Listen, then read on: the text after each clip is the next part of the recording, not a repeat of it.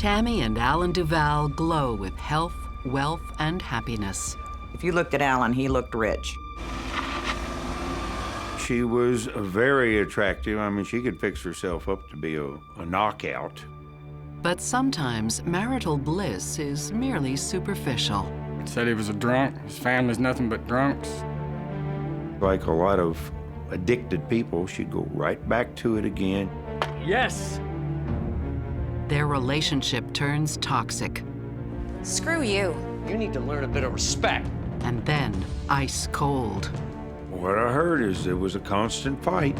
Get off me! This was the healthiest dead person I think I'd ever seen. Love may be blind and marriage bliss, but divorce is murder.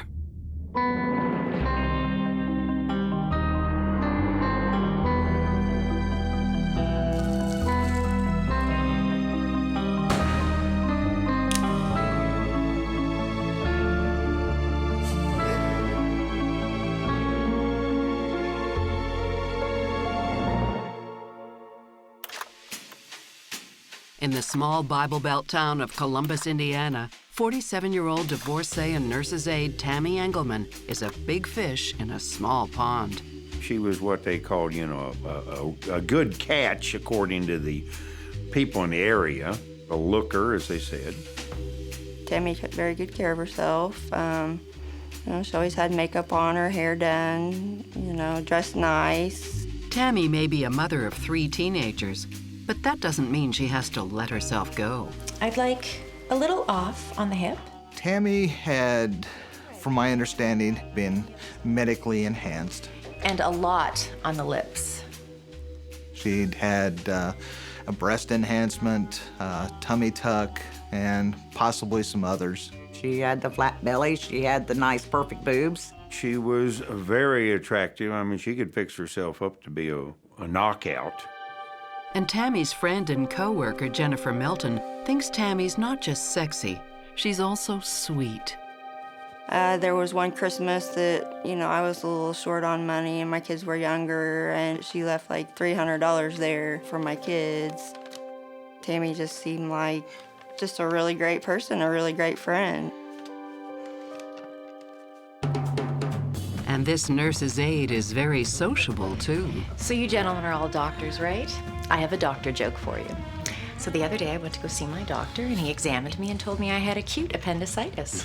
And I said, gee, doc, but I only wanted medical help. Hey, girls, come on. Still, there's something missing in Tami's life, and that's love. I got it. Oh, I'm so sorry. Oh. Until Tami's friend Jennifer introduces her to 55-year-old former Navy SEAL, Alan Duval. This is Alan. Hello, Alan. Hello? Nice to meet you. Nice to meet you. What's your name? Tami. Tami. That's a lovely name. Can I get you a drink? Well, I've already had 3 glasses. Well, what's your limit? Should we find out? I thought they had kind of matching personalities, being, Tami and Alan both were just very friendly, very outgoing, very, very nice people. He's probably about 6'2", 6'3", 220, tanned all over. He was a sun god. He was healthy. We wouldn't think he was as old as he was. And he took care of himself. He was the type of guy, when he walked in the room, you turn around and you noticed him. Alan's biggest strength was his confidence. He carried himself very well, and when you met him, he made you smile. He made you feel good about yourself, and that tells a lot about someone. Alan, too, is divorced and unattached. Alan hadn't dated in a while, and I think he was lonely, and he really was looking for some companionship, someone that connected with him, and he found that in Tami. Beyond his looks and charm, there's something else that Alan has to offer. If you looked at Alan, he looked rich. And the way he carried himself, the clothes he wore, the jewelry he wore, he looked rich. Waiter, could I get a bottle of your finest champagne at our table, please? I believe Tami thought Alan may have had some sort of bank account, bankroll, however you'd like to put that. By looking at him, you think he had a whole bunch of money, but he didn't. He was just like everybody else. In fact, Alan is juggling several jobs to maintain his lifestyle. After he got out of the Navy, he worked on the oil fields, I think out in Oklahoma or somewhere out west. He did landscaping. He had his own little landscaping business. He worked in the jewelry store. He was a manager of a jewelry store, so he had gold and everything on, wearing a suit and tie and all that stuff. A third job provides him with a place to sleep at night. He was still a maintenance guy at the Days Inn, so he got free room. He had it all. He had looks. He was a hard worker. He was confident. What more do you need? Before long, it seems all these newly minted lovers need is each other. You could see the glow in him. Everybody was really happy for him because they both seemed just really in love and very, very happy. So we were just all like, this is great. So great that Alan proposes to Tami just weeks after meeting her. I guess he felt this is it, you know, because he found a woman that he loved, and he's going to be married to her, and he's going to be with her for the rest of his life.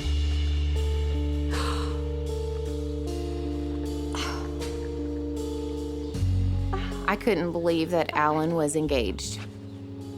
So, William? Of course. Not that I didn't think that he could get engaged, but so quickly I was really surprised by that. Everyone thought that was really, really fast, but at the same time, you know, Alan and Tami were both just starry-eyed, you know, smiling, and they were just madly in love. Psychotherapist Stacy Kaiser and forensic psychologist Brian Russell worry that this lightning-fast attraction might be a bit superficial. Tami and Alan have come together with chemistry and attraction, and those are very strong lures to draw two people to one another. That said, it always worries me when I see things like that because it makes me wonder if there's any foundation below that. I think that 3 weeks of courting is way too short to make the right decision about whether they're right for you in the long run. You have to see that person in a myriad of different kinds of situations. You have to see them go through things that are hard, things that are fun, things that are easy. You have to see how they deal with their family, how they deal with just the public, waiters and waitresses at restaurants. You have to see how they deal with money. And money, or the lack of it, will start to spoil the party. For years, Tami has indulged her kids. Mom, buy me this. Okay. Mom, I want that coat. Okay. But now she's putting her needs before theirs. When they got older and they started realizing that, you know, Mom wasn't going to pay for the orthodontist and Mom wasn't going to pay for the wisdom teeth, she'd go, well, I don't have the money for it. Okay, Al and I are going away for the weekend, so here's $20. Mom, I love you. You have to be kidding me. See you later. Okay, sweetheart, I have a surprise for you. Look at this. There's also the matter of their honeymoon. It's Hawaii. Yeah, it looks expensive. Alan, you mean it looks beautiful. And this comes with it. She wanted a honeymoon, and she wanted to go to Hawaii, and he said, we can't afford that. All right, I guess we're going. And I knew Alan didn't have nothing. I mean, he's got stuff, but he wasn't rich or anything like that. That doesn't stop them from doing it anyway, on Tami's line of credit. With her taking him to Hawaii, making him feel like a king, she bought him all kinds of jewelry and did him all up over there, you know. And she had no limit on buying jewelry. They had a really good time. It was a wonderful honeymoon. But when the honeymoon is over, it's really over. Is that the check? She's griping about not having the money and wanting to get money that she had spent on him in Hawaii. She was wanting that money back. Tami also encourages Alan to move out of the motel and into a new home with her. It's perfect. Yeah, it's a great house. Oh, sweetheart, I love it. She was looking to really attain that level that she expected her life to be on. She wanted to live in a bigger home, in a better neighborhood. I don't know, you know, I'm not sure. Alan. The only way she could get a home is if he was part of it. She couldn't have been able to do it by herself, and she knew that. Well, if you really, really wanted it. He knew it was over his means, it was over her means. They both knew it, but he did it for her. Buying a house is a dream come true for Tami, and Alan goes along with it. But Tammy's youngest daughter, Allison, the last of the children to leave the nest, is less than pleased. And I think she was a little resentful that there was a man in the house, you know, taking away some of her mother's attention. Allison, come celebrate with us. Hey, come on. Your mom loves it. Who cares what my mom loves? Allison's not the only resentful one. After such a short courtship, Tammy's still discovering Alan's habits, and one of those is booze. I don't think that Tami liked the fact that Alan drank at all. This is a man who drank very often. Every time I seen him, he had a beer in his hand. Did you remember to pick me up more beer? Do you think maybe you could lay off a little bit this week? I get it. You forgot, didn't you? It's okay. Pick some up myself. Soon, Alan's drinking will be the least of their worries. You can't tell me what to do. Get out of my mom's house. It just wasn't a good situation.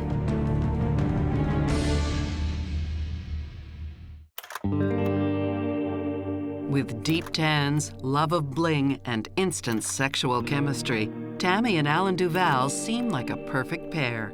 But shortly after the wedding, Alan's already venting to his neighbor Jennifer on a regular basis. Yeah, I brought a few friends. Alan would come over a lot just by himself, just to sit out back on the patio and drink a beer. How are things? You know, things could be better. It could be a lot better. Alan would say different things. She'd go to work and not come home for hours, and he wouldn't know where she was. Jennifer's house becomes like Alan's second home. Thanks for asking. In the meantime, Tammy's got her own escape, the mall. Tami was what I guess you would have to say a spendaholic. She liked the idea that people catered her. People that paid attention to her. You know, they could sell her anything. Oh, thank you, darling. Oh, you know me so well. Keep them coming. All they had to do is say, oh, you should be a model. Oh, you are so beautiful. You know, you are the type of person that can wear this. And she would buy clothes she never wore. She'd just buy, and it meant nothing to her. Early on in a relationship, everyone puts their best foot forward. What becomes hard when people move so quickly into a serious relationship is the real self hasn't fully come out yet. And so you don't really know who you're marrying. Had they given themselves the time to get to know one another, one of two things may have happened. They may have actually built a much more solid foundation that would have made me more optimistic about the long-term chance for their relationship, or they might have found things out about each other that would have caused them to sort of put the brakes on it. Tami even maintains her own secret bank account, but it's not enough to cover her mounting debt. And Alan's just about had enough. Well, her deal was if a bill came in the mail, she would take the bill and she would throw it inside this cupboard and not open it. And to her, out of sight was out of mind. And as far as she's concerned, it was taken care of. He was paying a lot of those payments, yes, but if she was left to paying them, no, they didn't get paid. Wait till you see the great things I got. Oh, yeah, Tami, we need to talk about that. You're gonna love it. She'd get under control for a little bit, and then she'd go right back to it again. You'd get everything paid off under control. She'd turn right around and start over again. I mean, sweetheart, look at this. It's beautiful. Adding more stress to this relationship is Tammy's daughter, Allison. Hi, darling. How are you? She made some statements about she didn't like him and he was lazy and didn't want to work. Whoa, what's up with you? You know what?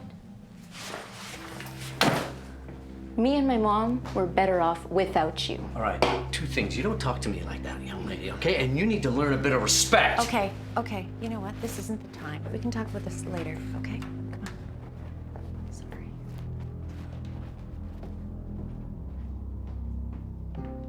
Just a year into the marriage, Alan and Tami find that every small thing is a reason to start bickering.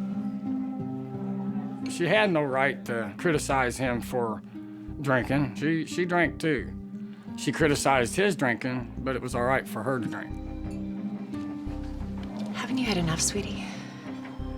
Maybe after the first year or so, if I had to guesstimate, it seems like they were doing a lot more fighting than anything else. Yes, I will have the $18 chocolate souffle, please. No, she won't. We'll just take the bill, please. No, I will have two $18 chocolate souffles, please. Do you know what? Take this, and please ignore my obviously unbalanced wife. Screw you.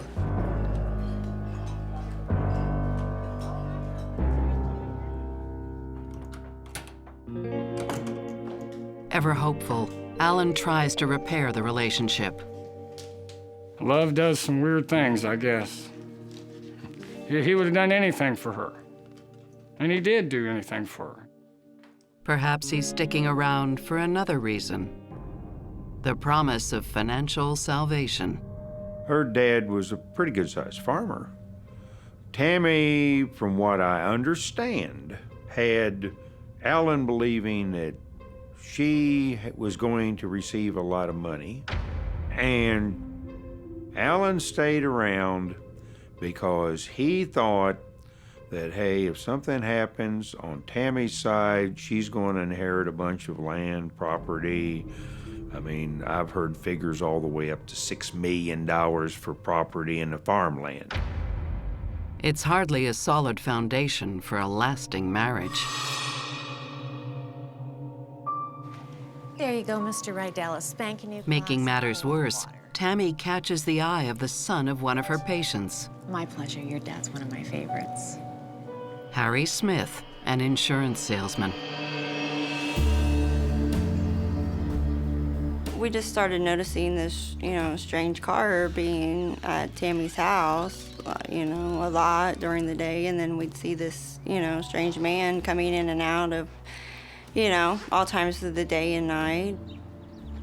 She said it was a guy from work and he was helping her do things. But I would tell Alan when he was there. I called him several different times and be like, hey, this guy is here. Alan told me, he says, I think it's her boyfriend. I really think she's seeing him. But I just don't know how big it is. May I help you? He's right to be suspicious. It's okay, I live here. The weather's stripping shot, so I'm just... Harry is doing a lot more than just selling her insurance. They were making out like teenage children, both in the hallways and in the parking lot. As Tami's affair heats up, a war will be declared, and there will be casualties. Alan closed their joint bank account. She called the police and said that he was drunk and out of control. Tami and Alan Duval marry months after they meet, but the honeymoon doesn't last for long. Soon, Alan's boozing harder than ever, and Tami begins an affair with a local insurance agent. When Alan finds out, he hits Tami where it hurts the most. Alan closed their joint bank account and opened a bank account solely in his name. Declined? Alan! He also lashes out at Tami's daughter, Allison. Alan had been drinking. He came home, he was upset with Allison as she was studying for some final tests to complete her high school. You're not gonna graduate if you keep this up. Mind your own business. Turn my music back on. No! Do your homework.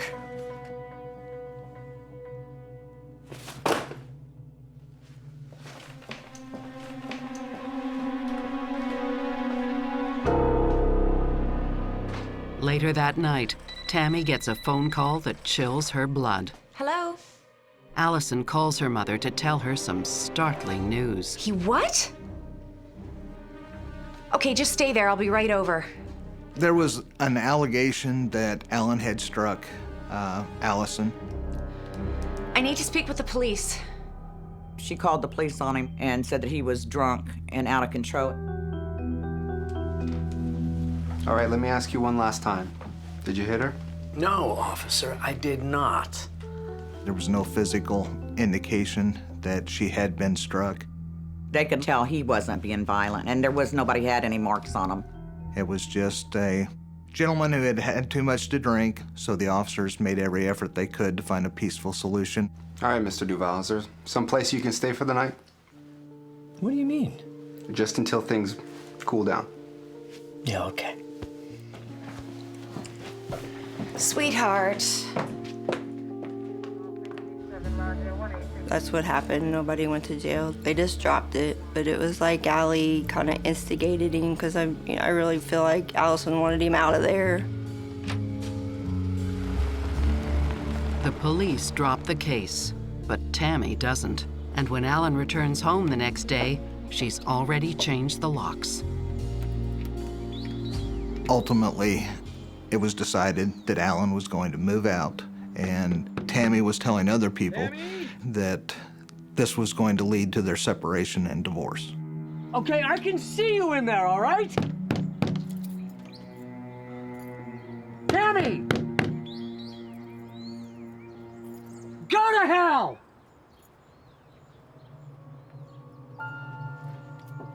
Tami may have known that it's very unlikely that it was true, yet she used it as a pretext to get Alan out of the house because that's what she wanted anyway. It is literally a big, giant punishment for Alan. He closed the bank account, he's not behaving the way she wants, and he used to behave the way she wants. And so she is laying down the law by saying, if you're not going to do what I want, you're out of here.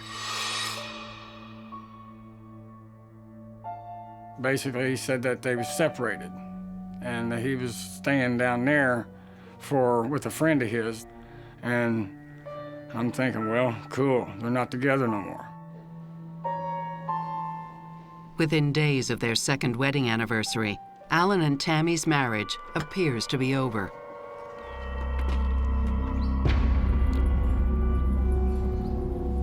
Alan had come home, apparently, to mow the grass. Hey! This is while they had been separated. Tami was bringing this guy home when Alan was living somewhere else. Well, ma'am, maybe we should. I hope. Shut it! Shut your mouth. I know who you are.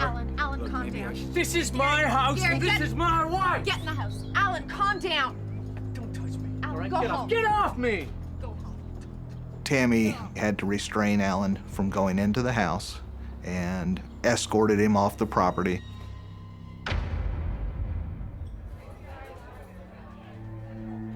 Despite staring Tami's infidelity in the face, Alan has only one thing on his mind: repairing the relationship. Things can be different this time.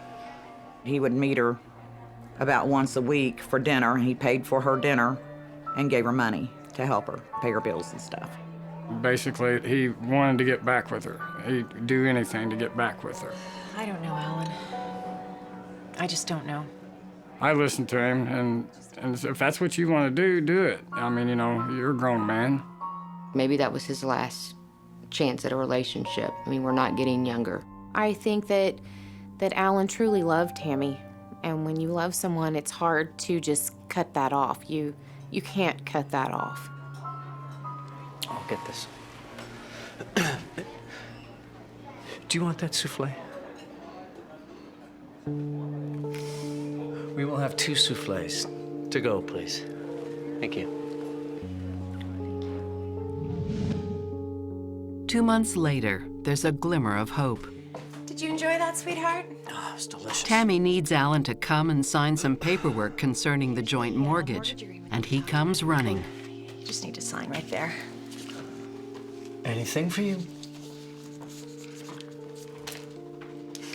You know, I've been thinking maybe once Allison goes to college, you could move back in. Alan was excited. He was looking forward to going home. I would like that very much.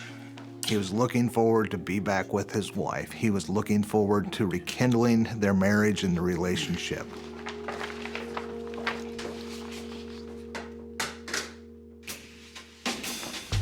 It's a sweltering day in late August 2007 when Alan and Tami meet for a reunion dinner. That day was a typical Southern Indiana summertime day. Tami had prepared what she called a light summer dinner for the two of them. It's all for you. Sit yourself down. And a special treat. Suddenly there was beer there. There was Long Island iced tea. So he was in heaven. He was back home, and she was allowing him to drink. Well, aren't I a lucky man? Tami tops off a delicious spread with her dirt pudding, a mix of whipped cream, chocolate pudding, and crushed cookies. What is it, sweetheart? I feel hot. Really? Do you want me to go get you some water or an aspirin? Nah, I'm okay. I'm just gonna sit here. You sure? You just want to find a way to stay over, you little rascal.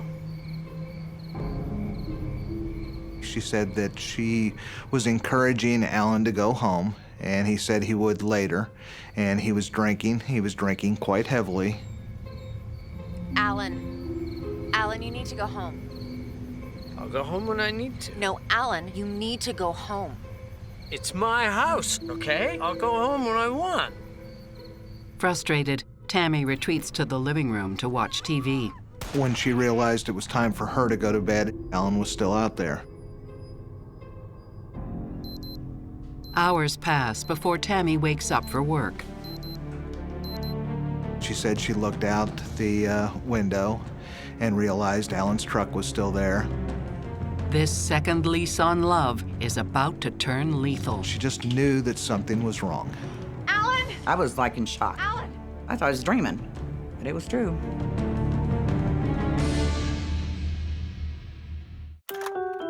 After money troubles, family tension, infidelity, and addiction, Alan and Tami Duval are trying to patch up their 2-year marriage. But a reunion dinner ends with Alan in a drunken stupor. Alan, you're still here? Alan, get up. You have to go to work. Alan! And he's still there, passed out, the next morning. And Alan was still there, asleep. She woke him up, told him that he needed to go home, get rest, get ready for work. Geez, Alan, get it together. Alan apparently just said, "I'll take care of it."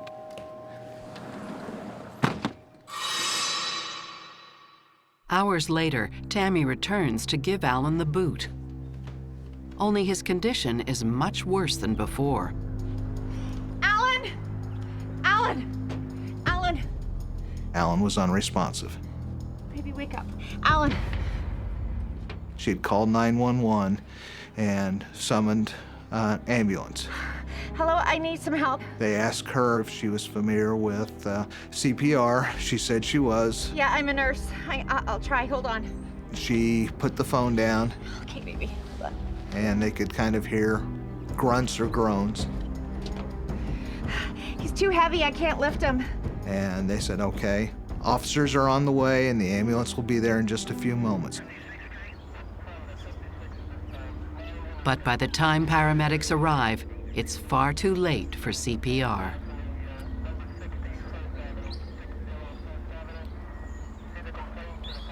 I'm sorry, ma'am, but your husband's dead.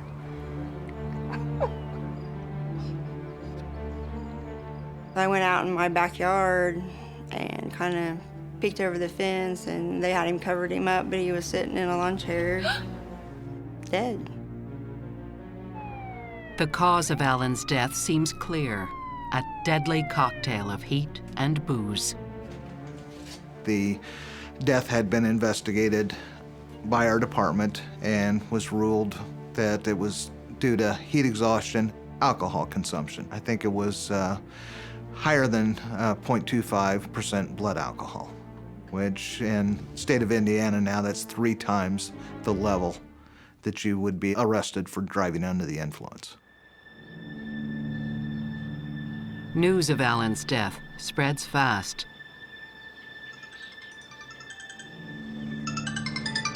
My husband and I, we were sleeping, and the phone rang. Who in the world could be calling this time of morning? Hi, Zila. It's Tami. Listen, I don't know how to tell you this, but Alan's dead. I was like in shock. I thought, what did she do? What is this? I thought I was dreaming. But it was true. And she said, And listen, if you want to see him, you need to come up before the cremation. And I'm thinking, cremated? We didn't even know he was dead. Family and friends are puzzled by this hasty decision. Alan wanted a military service at his funeral. He was proud of the time he served, and that's what he asked for. That's what he wanted. I told her I was pretty sure that Alan did not want to be cremated. And she said, well, I'm his wife. For Alan's loved ones, it's the ultimate slap in the face. They bring him out, he's on a gurney, like in a hospital, with one of them things behind his neck, holding his head up straight. Alan had no clothes on. He had no jewelry, nothing. He was stripped down to his bare skin. And Tami told them that his clothes was an expense she couldn't afford. And that just tore my parents up. Some people might look at this and say, well, maybe there was a cost factor involved. Maybe she didn't really love him that much, didn't really want to reconcile, and now that he's gone, she wants to save money. However, Alan was a veteran. He could have had his funeral paid for completely, whichever way he had it, cremation or traditional burial, by the government. And so cost would not have been a factor here. Tami is all about Tami. She doesn't really have a lot of regard for what other people feel. She sort of does what it is that she feels like doing and doesn't worry about anyone else being upset. The planned cremation raises eyebrows, and so does the coroner's report. Alan is a hardened drinker with a high tolerance for alcohol. This is a man that is used to having a few beers every day. Yes. Oh, come on, come on. That could hold liquor really well. I'm gonna show you how we used to do it in the Army. Huh? It does not make any sense how Alan could die of alcohol poisoning or drink himself to death when this is a professional drinker. Observe. How's that? Oh, chest to the ground, soldier! Beverage break. Alan's family and friends press for more details on the cause of his death. I asked to talk to the police detectives. I said, what did the autopsy show? He says, we don't do autopsies on alcohol poisoning. I told him he didn't have enough alcohol in that town to kill that man. I said, there's no way possible. Mark Crookton is the on-call detective that weekend. They expressed their concern that Alan was a big drinker, but would not die from just drinking. Suspecting foul play, Crookton has the cremation postponed. I went to the mortuary and asked them if I could examine the body, and they were cooperative. Been a police officer for a long time. I'd seen a lot of people die, but this was the healthiest dead person I think I'd ever seen. And with that information, I requested an autopsy be conducted. Meanwhile, Tami bows to public pressure and holds a memorial for Alan. There was an urn up there, but it was empty. His body was actually still downstairs being looked at. 3 weeks after the memorial, the autopsy results are in. Alan's friends and relatives were right to be suspicious. It wasn't the alcohol that killed Alan. He had almost 80 times the therapeutic level of a muscle relaxant in his system, and he had close to 100 times the lethal amount of an opiate. More specifically, morphine. She made the statement Alan had actually killed himself.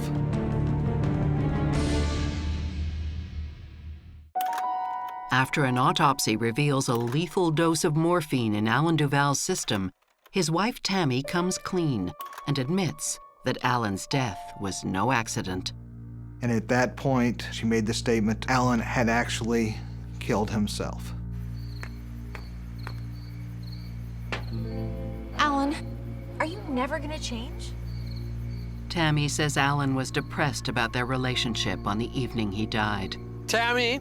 So depressed, he was driven to suicide. If I can't have you, I don't want to go on. He had lifted this bottle and then poured it down his throat. Jesus. Is everything a joke to you? Tami says she didn't believe Alan was serious, and she turned in for the night. When she realizes that Alan has killed himself, she cleans up the traces of his suicide before calling the cops, in the hope of preserving his dignity. There was some vomitus or red frothy blood that she said that she had cleaned up off his face so that we would not see that he had suffered an overdose, and that she had disposed of the bottle. Alan, what have you done?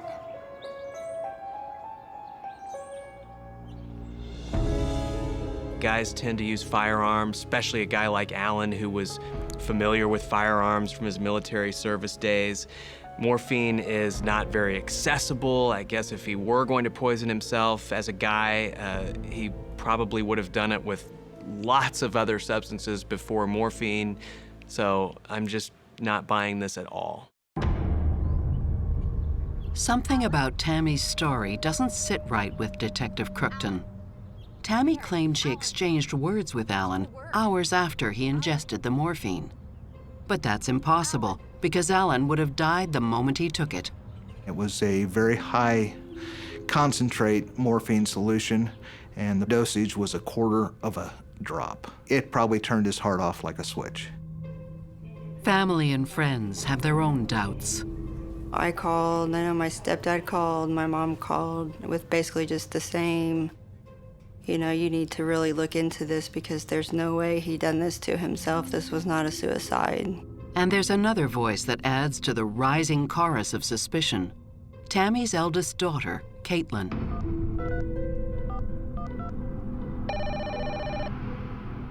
We received another phone call, and this was from Tami's daughter and her husband. And they indicated to the front desk officer that they were concerned that Tami had killed her husband. I'm sure it was very hard for her, but at the same time, I mean, she just knew that she had to say something.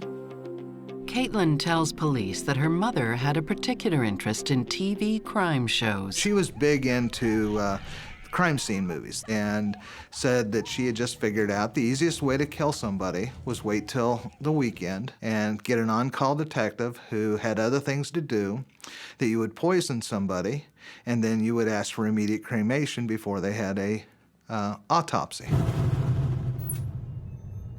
The police think she did it, the neighbors think she did it, even her daughter thinks she did it. But there's no hard evidence to support a murder charge. I was at a dead end at that point. Couldn't go any further with it because I didn't know where the morphine came from. As the investigation stalls, Tami moves on and decides to sell the house. It wasn't very long after Alan died that she got rid of it, because now he's dead, she can sell it. But the sale is not enough to keep her afloat. Can't wait to get it home and try Tami's it on. bank balance is dwindling. Thank you. And with the homicide investigation still active, Alan's life insurance will not pay out. Oh, that can't be. Try it again. So she calls Detective Crookton and asks about the progress of the investigation. Detective Cruchin, please. One of my best assets throughout this investigation was Tami herself. Detective Cruchin. Hi there, it's Tami Duval. Hi, Mrs. Duval. How are you? So she explained to me that she had an insurance policy and the insurance company wasn't paying. Detective Crookton takes the opportunity to dig a little deeper into Tammy's past. We needed a bit more information. Could you tell us where you've been working lately? Yes, I just started a new job at a new residence. At this point, through her licensing, had found quite a few different places that she had worked at. She gave me another place that I was not aware of. You know what? Don't worry about it. I'll leave it. So with this information, I went to there and I asked them, tell me what kind of employee that Tammy was. Said, well, the last time that Tammy worked for us, we had some medication missing. An actual registered nurse was taking care of a hospice patient. And this patient was to receive a quarter of 1 drop of medication orally. The nurse had told me that he and Tammy were sharing care of this patient, and he was called away from an emergency in another room. And that's when the bottle of morphine disappears. Nobody had seen it. Nobody had any idea what happened to it. And the director of nursing sat down and said, well, to kind of protect you, we're just going to indicate that the medication was spilled. As for the muscle relaxants that were also found in Alan's system, they were even easier to come by. Zilla had kind of relayed to me some of the medical issues that she has. Zilla had so many of these muscle relaxants, they were just stacked around the home like candy. I think she ended up with about 200 of them or so. I don't really know the amount. 3 years after Alan's death, Tammy is dating a new boyfriend in Indiana. She has no idea that one casual phone call has given the detectives the lead they need to wrap up the case. What is this? Detective Crucian, what are you doing here? Tami Duval, you're under arrest for the murder of your husband. What? No! Tammy's not only charged with murder, she's charged with insurance fraud and obstruction of justice. Please. I wanted to be there, a fly on the wall, anything. I wanted to see her face. I was happy. I was happy that she finally got arrested. She'd been walking free for 3 years, and I thought they just forgot about it. Tammy's motive is one of the oldest in the book: money. That was no mortgage document that Tammy had Alan sign 1 month before his death. Allison said, you're not going to believe this. Mom bought Alan an insurance policy for $100,000. And I stopped and I looked at her and I said, she did what? At Tammy's trial, the whole lurid story is revealed.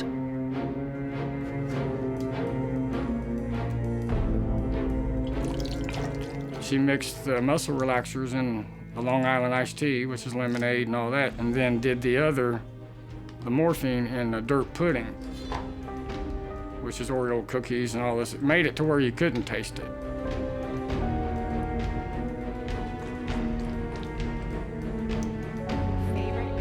He probably drank enough of the muscle relaxant that it may have put him to sleep. Lucky man. And it may have left him incapable of moving. But the dose of morphine isn't quite high enough to finish the job. He could still breathe, his heart would still beat, he could still blink his eyes, and we believe that Tammy took this bottle of morphine sulfate, put it to his lips, and poured it down his throat.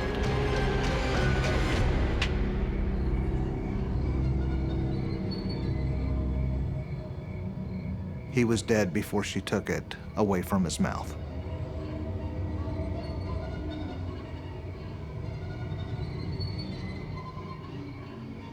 There's another skeleton in Tammy's closet. Although prosecutors don't have enough evidence to prove it, a witness comes forward to testify that Tammy may have tried to kill before. She had had another boyfriend that she tried this to, only he took one bite and tasted something and threw it out and kicked her out the door. And then once all this came out, he was like, wow, that's what she was, that would have been me. On April 20th, 2011, after a 16-day trial, a jury serves Tami her just dessert. She's found guilty of insurance fraud, obstruction of justice, and murder. It's not like CSI. It doesn't get done in 30 minutes. It's a process. We have to dot all our I's and cross all our T's. We only get one shot. And I just thank God for all the phone calls that went into the police station, or she would have gotten away with it. I've seen the system break down so many times, and people that should get convicted just walk away with it, but the system worked. Tami believed that she had created the perfect crime, and she actually thought she got away with it, and she did for a really, really long time. What she didn't take into account was all of the holes that she had left behind, all of the patterns. Most sociopathic people overestimate just how brilliant they are and how many I's they've dotted and T's they've crossed and just how perfect their crimes are. Thank God, because if they really were as smart as they think they are, we'd have a lot more unsolved cases. Tami Duval is sentenced to 60.5 years in prison. I think we felt his life was worth a little more than that. But in 30 years, it'll be a new life when she gets out. It's going to be way different than what she's used to. But life will never be the same for all those who loved Alan. I just miss the fact that he's not here and he's not able to go on with his life and be alive. He had so much life. He was just a sweetheart, and I miss that. He was a part of me. It was just, I loved him so much.